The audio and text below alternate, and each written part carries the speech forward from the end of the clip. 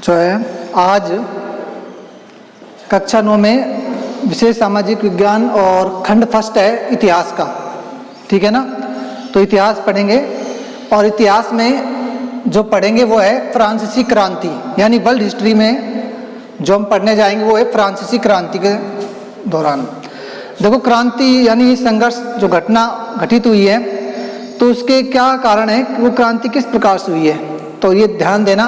तो सबसे पहले हमको महत्वपूर्ण बिंदु जो होंगे वो अच्छी तरह याद करने हैं, मेन पॉइंट जो हैं, जिसमें सबसे पहले प्रारंभ, यानी जो फ्रांस की जो क्रांति हुई है ये कब प्रारंभ हुई। ये प्रारंभ हुई है 14 जुलाई 1789 को। कब प्रारंभ हुई है? 14 जुलाई 1789 को, ठीक है। तो उससे पहले स्थान जो है वो है पेरिस, जो वर्तमान में फ्रांस की राजधानी है पेरिस, वहाँ पर ये घटना घटित हुई है फ्रांस की। तो ये ध्यान देना। तो पहला बिंदु तो है प्रारंभ कब हुआ। प्रश्न जो पूछा जा सकता है कि फ्रांस की क्रांति कब प्रारंभ हुई थी, तो उसका उत्तर होगा भाई 14 जुलाई 1789 को। 14 जुलाई 1789 को कौन सी क्रांति है? फ्रांस की। स्थान कहाँ है? पेरिस। तीसरा बिंदु क्या कहता है कि सन 1774 ईस्वी में एक बुर्बो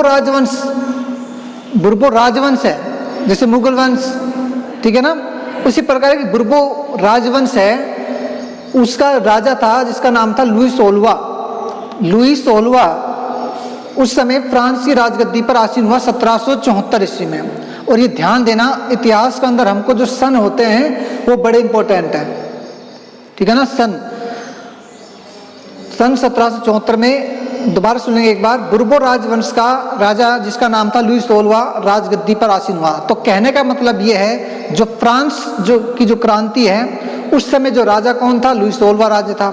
तो इसके बारे में थोड़ा बहुत जानेंगे। वो क्या है कि जब ये राजा बना उस समय तो वहाँ की जो अर्थव्यवस्था थी वो काफ़ी दयनीय स्थिति में थी, ठीक है ना। तो जनताओं पर इसने क्या करें, एक तो पहले से आर्थिक स्थिति खराब थी फ्रांस की, और उसके बाद इसने कर बढ़ा दिए गए, ठीक है ना। कर क्या कर दिए इसने? बढ़ा दिए, चाहे वो प्रत्यक्ष रूप से हो या अप्रत्यक्ष रूप से हो। कर, कृषि कर, भूमि कर बढ़ा दिए गए। तो ऐसी स्थिति में जो जनता थी वो अत्याचार करने लगा वहाँ का राजा कौन? लुई 16वां।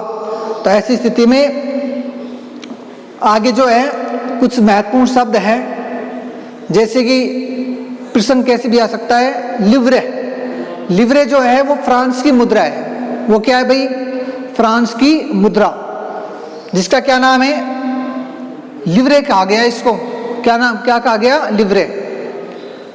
टाइद, ये एक धार्मिक कर था, अन्य नाम इसका है धार्मिक कर, ठीक है ना। क्या नाम इसका? टाइद का, वो है धार्मिक कर, अर्थात चर्च द्वारा वसूल किया जाने वाला कर। तो ये एक प्रकार से कौन सा कर हुआ? ये हुआ धार्मिक कर। इसके बाद है टाइल, ये एक प्रत्यक्ष कर था। प्रत्यक्ष मतलब है जो डायरेक्टली सीधे राज्य को अदा किया जाने लगा, सीधे राज्य को अदा किया जाने वाला कर। तो उसका क्या नाम दिया गया यहाँ पर? टाइल। तो अच्छी तरह समझ में आएंगे दोनों, टाइल और टाइद और टाइल। टाइद क्या है? चर्च द्वारा वसूल किया जाने वाला कर, और जो एक प्रकार से धार्मिक कर था। टाइल जो है यहाँ पर वो प्रत्यक्ष कर है, जो सीधे राज्य को अदा किया जाने वाला कर। तो जो क्रांति का जो कारण है वो यही था कि अत्यधिक करों में वृद्धि। तो ऐसी स्थिति में एस्टेट ये समाज को करता है कि क्रांति पूर्व फ्रांसीसी समाज में सत्ता और सामाजिक हैसियत को अभिव्यक्त करने वाली श्रेणी, जिसका क्या नाम दिया गया भाई? एस्टेट। एक प्रकार से फ्रांसीसी समाज है, ठीक है ना। क्या ये फ्रांसीसी समाज? पादरी वर्ग, चर्च के विशेष कार्यों को करने वाले व्यक्तियों का समूह। चर्च के विशेष कार्य को करने वाले व्यक्तियों का समूह, उसको क्या नाम दिया गया भाई? पादरी वर्ग है। इसके बाद है फ्रांस की जो सामाजिक स्थिति है। तो फ्रांस में जो समाज है वो कितने उसके भागों में बांटा गया है। ठीक है ना। तो उसके लिए प्रथम एस्टेट यानी समाज, उसमें कौन सा वर्ग है? पादरी वर्ग। पादरी वर्ग में क्या है कि जो चर्च के जो विशेष कार्य हैं उनको करने के लिए एक व्यक्तियों का समूह है, व्यक्तियों का क्या है? एक समूह। तो जिसको क्या नाम दिया गया? पादरी वर्ग। तो इस वर्ग को कौन से फ्रांसीसी समाज में एस्टेट, वो है प्रथम एस्टेट। प्रथम एस्टेट में इसको कौन सा वर्ग आया? वो आया पादरी वर्ग। सेकंड फ्रांसीसी समाज में वो है द्वितीय एस्टेट, जिसमें कौन सा वर्ग है भाई? कुलीन वर्ग, जो मध्यम वर्ग है, ठीक है ना। और किसी भी वर्ग को जनजात अधिकार, विशेष अधिकार नहीं दिए गए थे यहाँ पर, ठीक है ना। तृतीय एस्टेट में जो बड़े व्यवसायी, जिसमें व्यापारी वर्ग, अदालती हैं, कर्मचारी हैं, वकील हैं, 3 भागों में बांटा है तृतीय एस्टेट को। बड़े व्यवसायी, व्यापारी, अदालती, कर्मचारी और वकील। सेकंड में किसान कारीगर हैं, और तीसरे में जो है छोटे किसान, भूमिहीन, अर्थात जिनके पास भूमि नहीं है, या मजदूर कह सकते हैं, मजदूर वर्ग। तो उनको कौन से समाज में व्यवस्थित किया गया है? तृतीय एस्टेट में। तो दोबारा सुन लेंगे एक बार। फ्रांसीसी समाज को कितने भागों में बांटा है? 3 भागों में। प्रथम एस्टेट में पादरी वर्ग, चर्च के विशेष कार्यों को किया जाने वाला व्यक्तियों का समूह है। द्वितीय में कुलीन वर्ग है, मध्यम वर्ग। तृतीय में बड़े व्यवसायी, व्यापारी, अदालती, कर्मचारी, किसान कारीगर। और तीसरे में आएगा छोटे किसान, मजदूर वर्ग, भूमिहीन वर्ग, ठीक है ना। तो अगली जो है फ्रांस की क्रांति, जो 1789 में हुई है, उसकी अभिव्यक्ति है उसके नारे। तो उसमें 3 आए नारे निकलकर, समानता, स्वतंत्रता और भाईचारा अर्थात बंधुत्व की भावना। 3 नारे अच्छी तरह याद करना। फ्रांस की क्रांति जो देन है वर्तमान में भी, वो कौन कौन? समानता, स्वतंत्रता और भाईचारे अर्थात बंधुत्व की भावना। तो ये कौन सी क्रांति की देन है भाई? यह है फ्रांस की क्रांति। और कब हुई है? 1789 में। तो स्वतंत्रता, भाईचारे की भावना की अभिव्यक्ति जो देखने को मिली है, वो कौन सी क्रांति की देन है? फ्रांस की क्रांति। और कब प्रारंभ हुई है? 1789। अगला बिंदु है फ्रांस की क्रांति के जो महत्वपूर्ण रचनाएं, जो कृतियां हैं, वो याद करनी है हमको।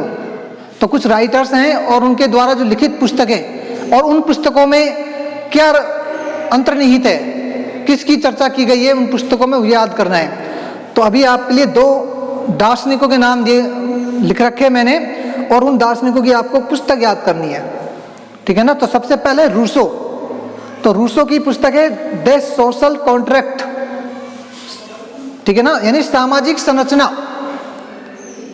तो समाज में व्यक्ति, अब इसमें क्या होता है कि मत देने का अधिकार प्रत्येक सदस्य को बताया गया है। प्रत्येक सदस्य को मत देने का अधिकार, ये रूसो ने अपनी पुस्तक द सोशल कॉन्ट्रैक्ट में इस चीज का जिक्र किया गया है कि प्रत्येक व्यक्ति को या प्रत्येक सदस्य को मत देने का अधिकार।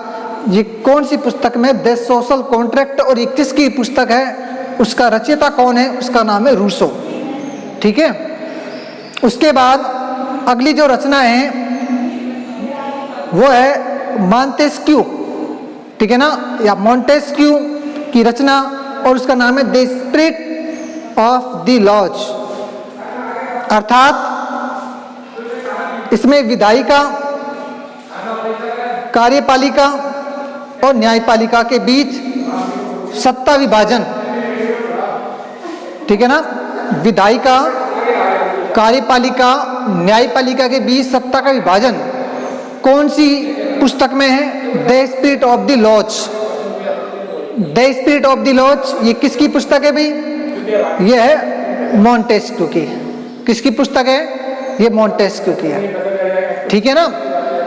तो इसमें ये 2 जो कृतियां हैं, और भी हैं फ्रांस की क्रांति में, लेकिन हमको तो केवल अभी प्रेजेंट स्टार्टिंग है, तो केवल 2 इनके याद करने हैं। एक तो रूसो की और एक है मॉन्टेस्क्यू की, ठीक है ना।